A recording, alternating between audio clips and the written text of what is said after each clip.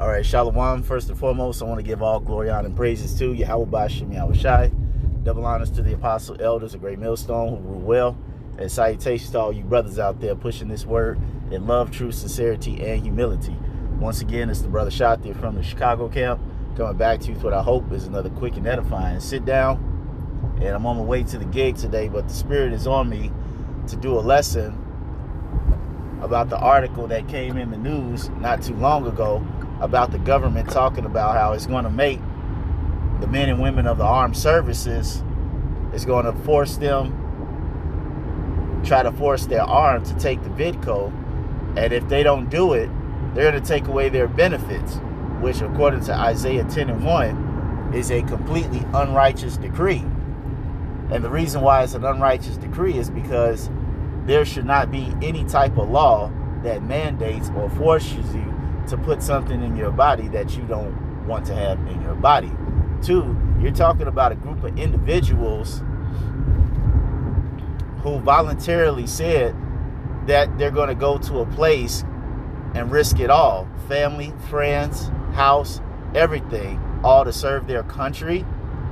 They voluntarily did this, and then now you're going to put them in a situation where it's like, well, okay, if you don't do it, then we're going to take away all your benefits.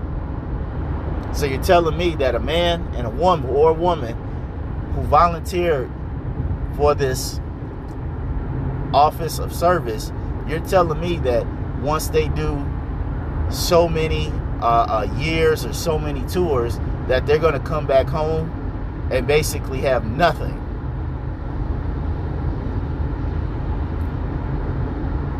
That's pretty much what they're saying. A person can serve so many years and do so many tours in a branch of the armed services just to come back home and have nothing. That is complete and utter bullshit. Okay? And even the scripture talks about that. I believe it's in the book of Ecclesiasticus, sometimes referred to as Sirach. All right? And King Solomon, he had many scriptures that talks about there are so many things that he hates, but the last one is completely despicable.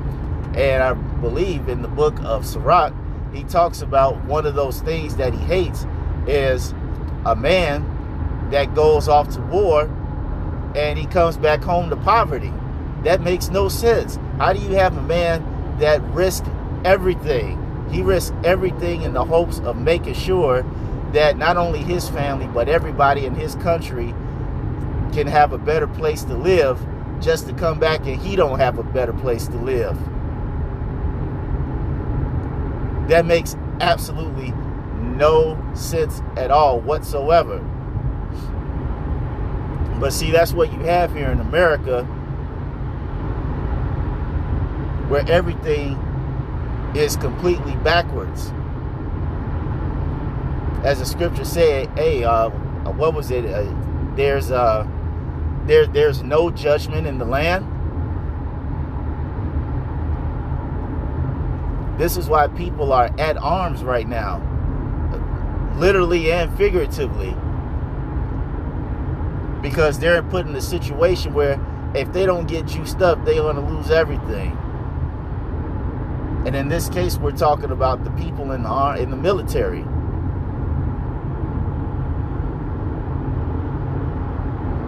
Now, see, that's completely unrighteous, because when you read the Bible, okay,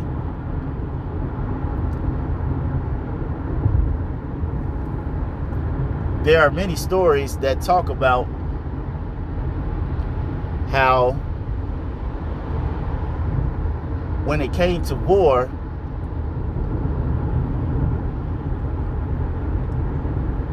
you know, how things were done. Things were done fair and in an orderly fashion. You know, as said in 2 Corinthians, First Corinthians? It's in one of the Corinthians, says, let all things be done decently and in order.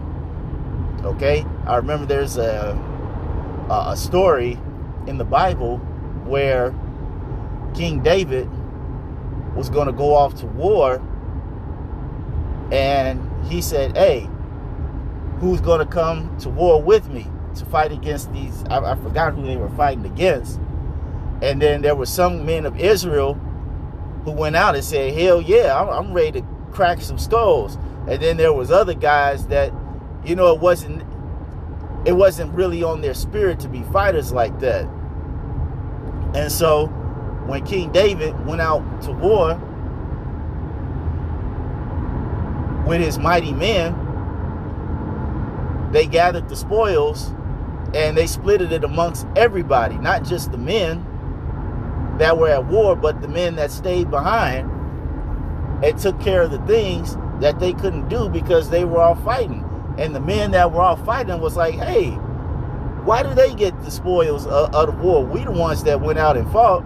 And King David was like, yeah, I know we all went out and fought, but hey, we wouldn't have been able to do this if it wasn't for them staying behind and doing their part. So they get a share in it too. Okay? See, that's the story of how things being done decently and in order. But here in Babylon, it's not so. As the scripture says, if he can't be good to his own, who can he be good to? All right, for years and years, this government has used the military to strong arm the whole world. And now it's coming to a point where it's strong arming its own military.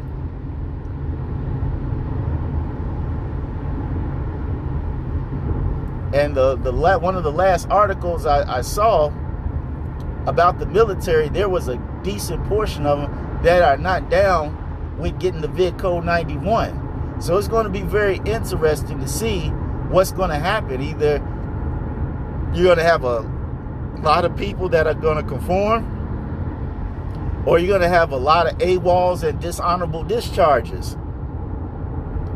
One of the two is going to happen, but it's all part of the Lord's plan, because guess what? This is going to be a huge reason why they're going to justify reinstating the draft.